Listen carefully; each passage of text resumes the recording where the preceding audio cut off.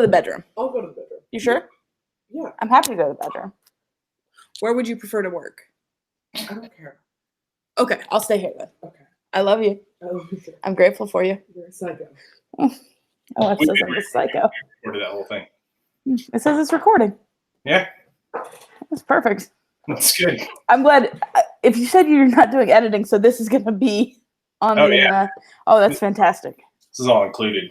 It's great. Well, I'm about to have the whole garage to myself, or office, as you will. Nice. Nice. This is we're starting off well here. Killing it. Yes. Why is Rob's friend Sam in her garage talking to people? Be your wife. Yeah. Yeah. It's good. So hi, welcome to tonight's episode. Please introduce yourself to the audience. Yeah. My name is Sam Blewis. My name was Lewis. My wife's name was Blue, B-L-E-W. We just pushed them together and came up with Blewis. And I am a pastor starting a new congregation in downtown Mountain View. I am working out of our newly formed garage office. We had a lovely home office until a week before shelter in place started. And we converted the office into a third bedroom for a third foster kid because we're not real bright. And so when shelter in place started, we formed our garage office space. Well, I just think it's very on brand though for Silicon Valley. Like there was just at some point the ethos worked its way into your brain and just moved you into your garage. Yeah, I'm starting a new amazing company out of my garage. Yes. Basically, Front Porch Mountain View is the next Apple. You heard it here first. Oh yeah, this would be great. Yeah. What do you make? What do you make at Front Porch Mountain View? We make community. Oh. We make connections. Oh, that's great. And all of those things lead to human flourishing. Yeah. Oh, cool. Yeah. Well, that's had to have been challenging the last couple months. Yeah, it's not great. Not ideal. like our whole model is like people come together, and when we are physically present with each other, that really matters. So it's been a really good. We're on day 66 today. Nice. Nice. Yeah, it's been a good run. I wrote a blog post for one of my projects called "Why We Gather." Sure. Yeah. 2 days before our shutdown. So perfect. It's been great. Yeah. Yeah. We actually had it loaded up to go out as an email newsletter, and had to get in there and be like, oh, thank God MailChimp didn't send it out yet. We're basically prophets. Or anti-prophets. So. Delete. It's good. So how you hold up? It is it's a crazy roller coaster here at my house. It is. So we have 3 foster children, 14, 15, and 18 years old. Mm-hmm. And how many puppies? And 1 dog and 1 very annoyed cat. The cat's like, don't you guys have somewhere to be? Nobody cares about the cat. Yeah. And so, yeah, we have a house full. And so for our 3 kids, their stories are their stories. So I won't say much about it, except that they have all experienced pretty significant trauma, which leads to all sorts of reactive behavior. Yeah. That it's just going to take them a long time to work through. But in the meantime, it means that you never know what you're going to get here. There's no telling. Every day's an adventure. Yeah. So I just cope with it the best I can. And, we sometimes close our bedroom door and just say okay, this is off limits right now. And then you can hear them mouth breathing under the door. What are you doing?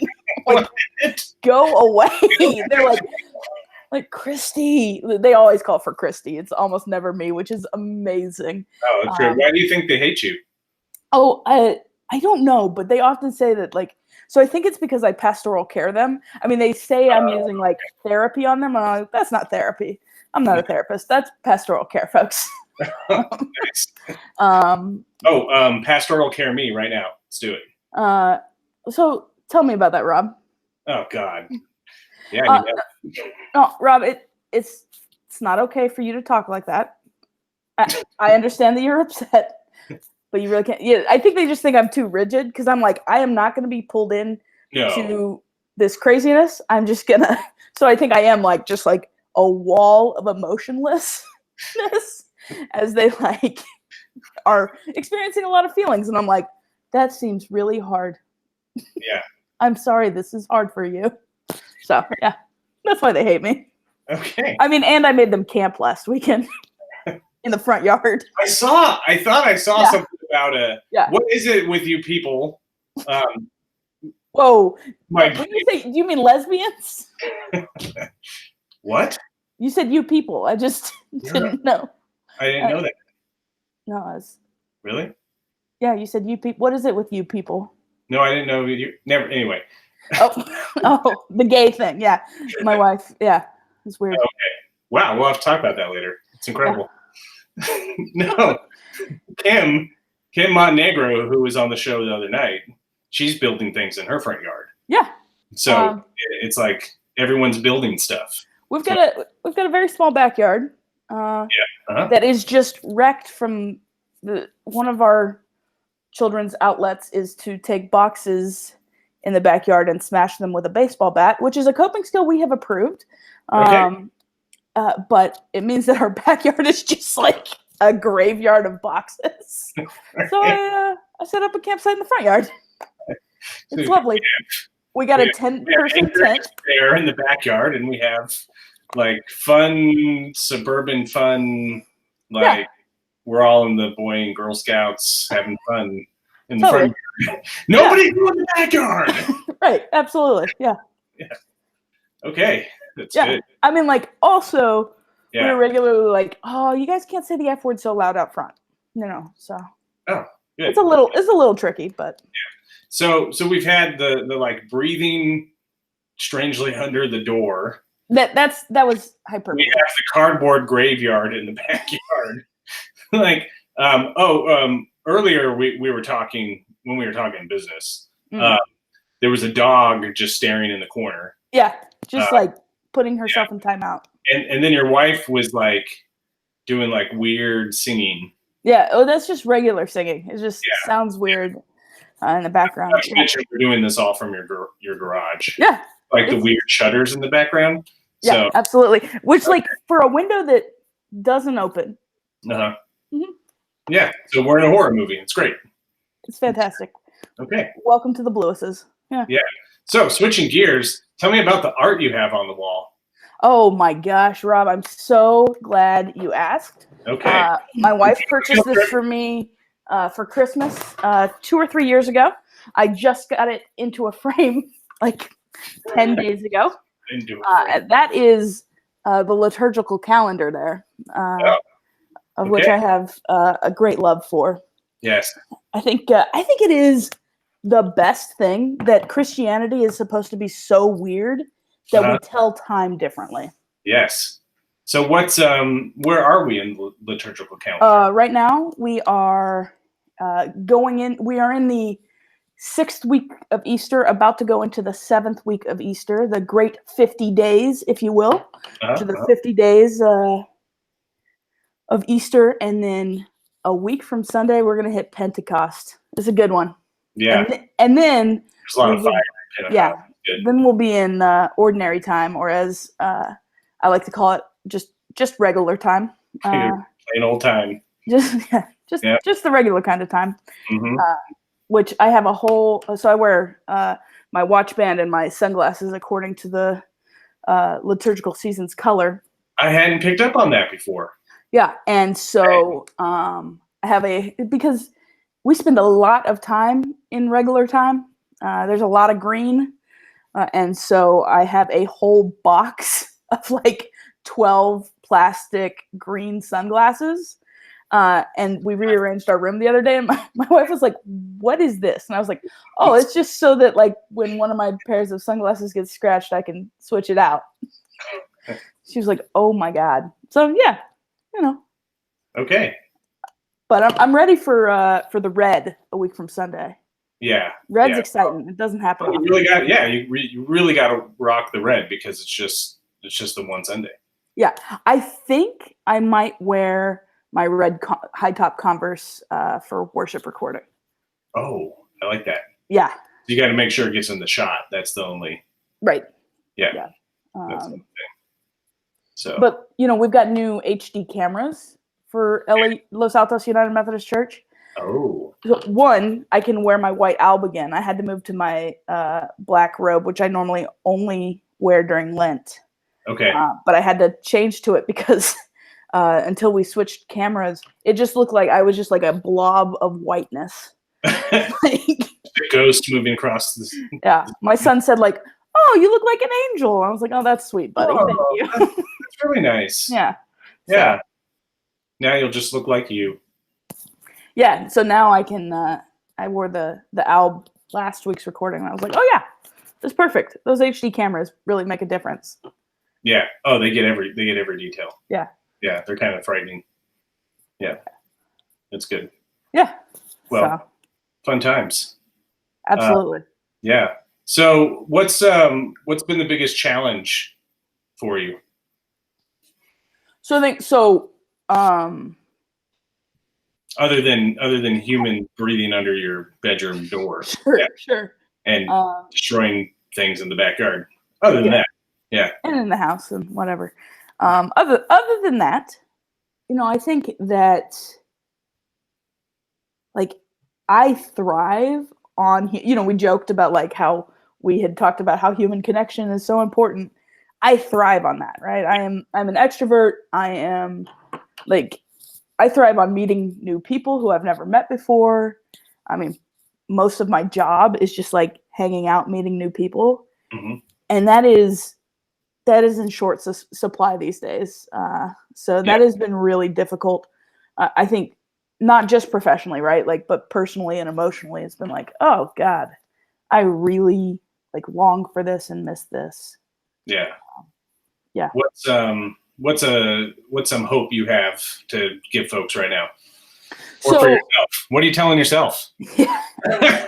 I'm telling myself just like one foot in front of the other. It's so funny because I can like feel myself vacillating from like, it's going to be great. We're going to get this done. It's going to be awesome. Like, look at all the time we have to do this stuff, to like, nothing matters. Everything is meaningless. And just like rotating between those two. And I'm like self-aware of it, but it doesn't matter whether or not I'm self-aware of it. It's happening anyway. Yeah. But the thing that like excites me, like, so I know that despite the fact that I haven't been able to meet new people like I hope to, I've connected with my neighbors more and more because everybody's out walking. And so that's exciting and hopeful. The leadership team for Front Porch just got together and was like, oh yeah, we need to help people connect, particularly people who have never connected before but are looking for community.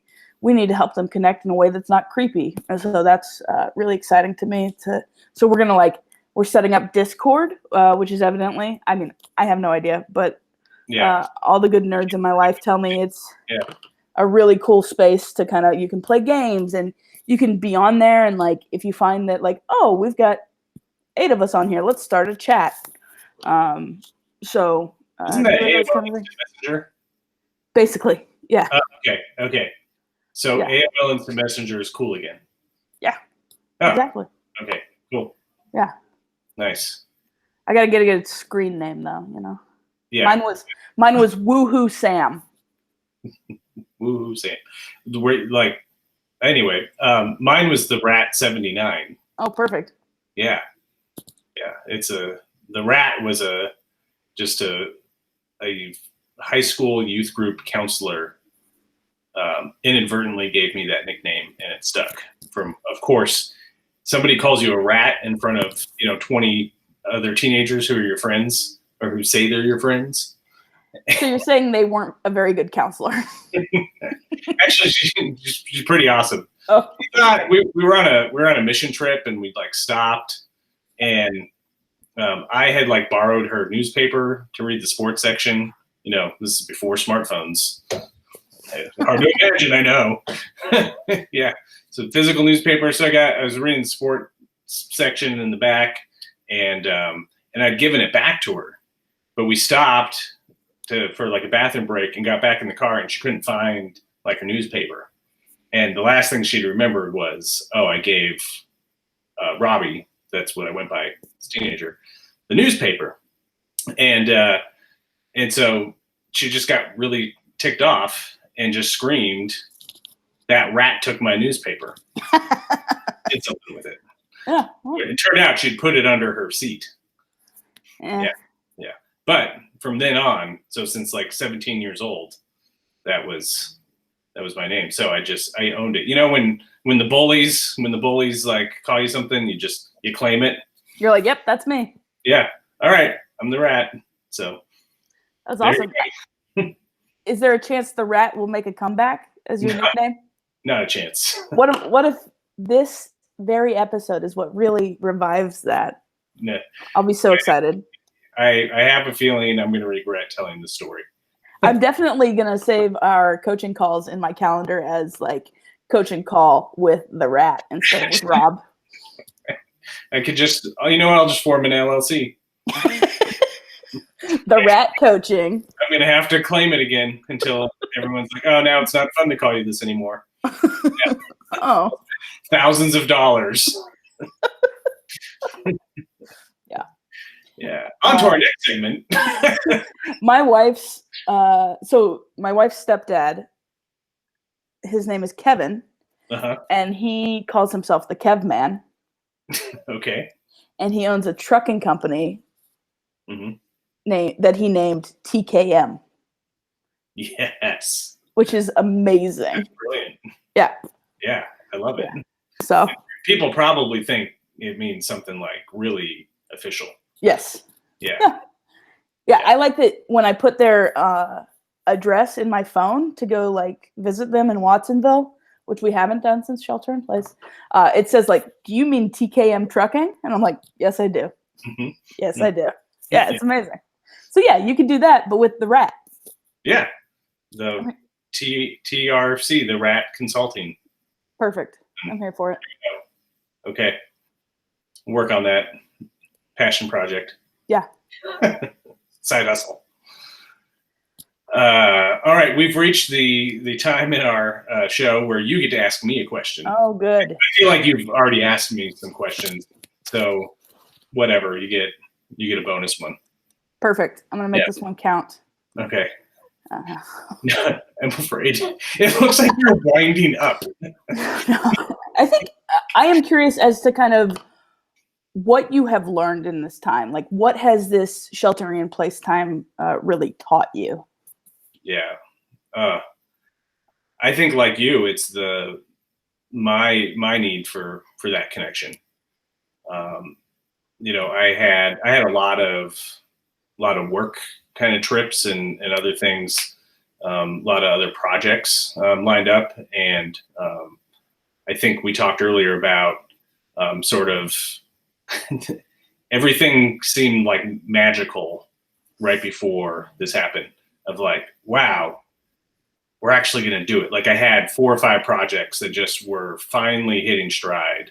And it was like, in the next few months, these are going to break through and it's going to be awesome. And then it all came to a screeching halt. And I don't know how many, if any of them are going to survive. Which I can go. And so my battle has been going into that. Do I just go into that time of despair and loss and anger and just like, no, I'm gonna fight to somehow force everything to go back to normal? Or am I gonna be able to accept that the world is now different and that everything that was, it may still exist, but in a completely different form, and in a way I'm almost starting over. But I felt like I've started over in my life a few times. And that was my own dang fault. And this is a time where it's like, oh no, the whole world is going through this. And that may be what, it's actually what I tell my kids when my kids are having meltdowns. It's just like, hey guys, like I get it, but like literally everybody else is going through this right now. And some people are we have a roof over our heads, we have food on the table, and all of our family is healthy. And gosh, makes us incredibly blessed right now. So that's what I think continues to ground me. Okay, what am I telling the kids? Tell that to yourself. Right. I'm really telling that to myself. Yeah. Yeah. Yeah. My wife will say like, "Oh, I have to do this," and I'm like, "You don't have to do this." She's like, "No, I just told the kids they have to do this, so that means I have to do this." I'm like, "Oh, yeah, okay." Yeah, fair. So hopefully that answered your question. It did. That's awesome. Cool. All right. What do you have? What are your parting words for all of my friends? For all of your loyal followers, I'll just say that, like, if you feel like this sucks, like, you're right and you're not alone, right? And if you're like filling this time with busyness and projects so just to cope and make it through, like, that's okay. Maybe you need a new patio, right? Maybe your driveway needed to be resurfaced. Whatever it is, like, I think we are all doing the best we can with what we got in this time, and that's okay. Yeah. Yeah. Dig it. All right, my friend. Thanks for joining. Always a joy. And I cannot wait I know we were actually supposed to see each other in person like last week, maybe. So, but it will happen. It will. Yeah. Yeah. All right. Take care. Be well, my friend. Okay. Now I have to figure out how to stop the recording. I was gonna say, am I hanging up? Are you stopping the recording and then We're you're going to hanging do the chat after the stop of the recording, Okay. but everyone else is going to think we stopped talking earlier. Perfect. Okay. All right. Okay. Bye. Bye.